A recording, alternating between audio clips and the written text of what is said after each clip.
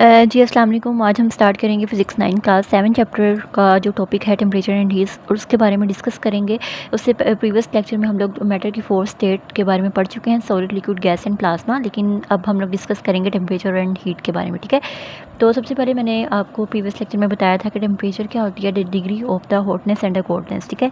For example आप किसी hot object को जो टच करते हैं तो आपको एक हीट फील होती है, ठीक है। उसके अलावा किसी कोल्ड ऑब्जेक्ट को आप टच करें तो आपको थोड़ी सी कोल्ड फीलिंग आती है। तो ये जो बेसिकली इनके दरमियान जो डिफरेंस होता है ये टेम्परेचर होता है। लेकिन आज हम लोगों ने पढ़नी है इसकी डेफिनेशन। तो यहाँ पर देखें लिखा हुआ, temperature can be defined as a physical quantity which determines the direction of a flow of thermal energy. Temperature की डेफिनेशन में यहाँ पर लिखा हुआ है थर्मल एनर्जी। थर्म का मतलब क्या होता है, हीट एनर्जी, ठीक है। तो हम लोगों ने हीट की डेफिनेशन देखनी है। Heat is the energy which is transfer from one object to the another due to the difference of temperature between the two bodies.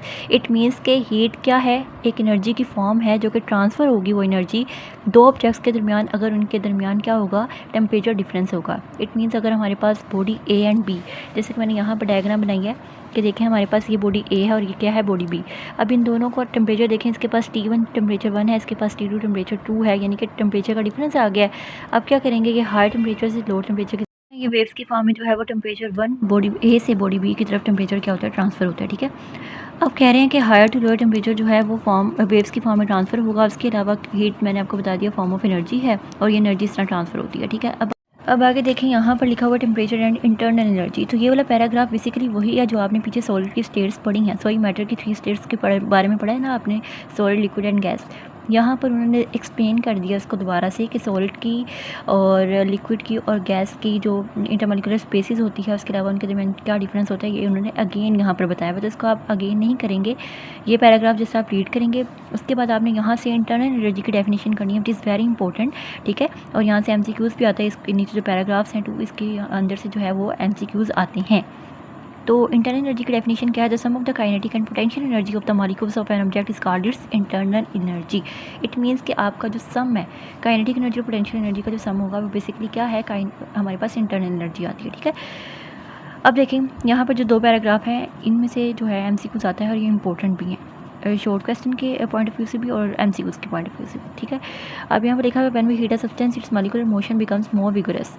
कल भी मैंने आपको बताया था प्रीवियस लेक्चर में कि जब आप किसी भी सब्सटेंस को हीट करते हैं तो हीट करने से उसके मॉलिक्यूल्स क्या करते हैं, उनकी मूवमेंट स्टार्ट होती है। आप जितना ज़्यादा हीट करेंगे उतना ज़्यादा मॉलिक्यूल्स मूव करेंगे, जिसकी वजह से उनकी मूव, ये बात आपने पहले पढ़ लिया कि इंटरनल एनर्जी क्या होती है, sum of potential energy plus kinetic energy. It means के मॉलिक्यूल्स की मूवमेंट से कौन सी एनर्जी इंक्रीज़ होगी, काइनेटिक एनर्जी, ठीक है। और पोटेंशियल एनर्जी क्यों होती है, उनके दरमियान फोर्स ऑफ अट्रैक्शन की वजह से होती है। लेकिन अगर हम लोग मूवमेंट करवा रहे हैं, मूवमेंट इंक्रीज़ है, तो it means kinetic energy increase हो रही है। तो हम इसको सिंपल वर्ड्स में ये भी कह सकते हैं कि उस मॉलिक्यूल की या सब्सटेंस की क्या हो रही है, इंटरनल एनर्जी इंक्रीज़ हो रही है, क्योंकि kinetic energy basically internal energy में ही आती है। उसका sum of potential energy plus kinetic energy है, ठीक है।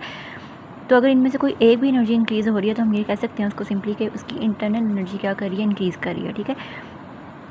अब यहाँ पे देखिए हम लोग जितना ज़्यादा हीट करेंगे उतनी ज़्यादा उसकी इंटरनल एनर्जी इंक्रीज़ हो जाएगी। अब वो कह रहे हैं इंटरनल एनर्जी डिपेंड्स अपॉन क्या कर रही है, टेम्परेचर के ऊपर डिपेंड करती है। टेम्परेचर जितना ज़्यादा इंक्रीज़ करेंगे उसकी इतनी ही इंटरनल एनर्जी इंक्रीज़ करती है। और यहाँ पर भी यही बात लिखी हुई है, ठीक है। आप यहाँ से पढ़ लें, सेम यही बात लिखी हुई है कि आपकी इंटरनल एनर्जी किस पर डिपेंड कर रही है और किस तरह इंक्रीज़ हो रही है, किस पर डिपेंड कर रही है। लेकिन ये जो डिपेंडेंस है ना इसकी, जो टेम्परेचर के ऊपर डिपेंड कर रही है, ये इंपॉर्टेंट MCQs आता है। वो पूछते हैं कि इंटरनल एनर्जी किस चीज़ पर डिपेंड करती है, तो आपने टेम्परेचर पे अगर आप ऑप्शन में टेम्परेचर होगा तो आपने वहाँ पर टिक कर देना, ठीक है। अब यहाँ पर जो सेकंड पैराग्राफ है, remember that it is not true to say that the substance contain the heat, substance contains internal energy, ठीक है। आप ये नहीं कह सकते कि सब्सटेंस के पास हीट है। अगर उसके पास हीट है इट मीन्स उसके पास इंटरनल एनर्जी है। हीट हम तब यूज़ करते हैं जब हम उसको उस रेफरेंस के मुताबिक लेके जाते हैं, जब वो हॉट से कोल्ड बॉडी की तरफ मूव करेगी, तब हम ये कह सकते हैं हीट है उसके अंदर, ठीक है, किसी भी सब्सटेंस की हीट। लेकिन अगर वैसे हम लोग ये कह सकते हैं कि इसकी इंटरनल एनर्जी इतनी ज़्यादा है या फिर कम है, ठीक है। तो इस वाले पैराग्राफ में सिर्फ ये बात लिखी हुई है। सेकंड जो 7.3 है ना, थर्मोमीटर, ये इसमें यहाँ पर बेसिकली आपको थर्मोमीटर की डेफिनेशन बताई गई है। उसके अलावा ये बताया गया है कि आप किसी भी हॉट या कोल्ड सब्सटेंस को की डिग्री को आप इस तरह टच करके सिर्फ बता नहीं सकते, उसका एग्जैक्ट जो है टेम्परेचर है उसकी कितनी मेजरमेंट है, सिर्फ टच करने से आपको पता नहीं चलेगा, बल्कि उसके लिए कोई ना कोई इंस्ट्रूमेंट आपको यूज़ करना पड़ेगा, जिस तरह हम लोग टेम्परेचर को मेजर करने के लिए क्या यूज़ करते हैं, थर्मोमीटर।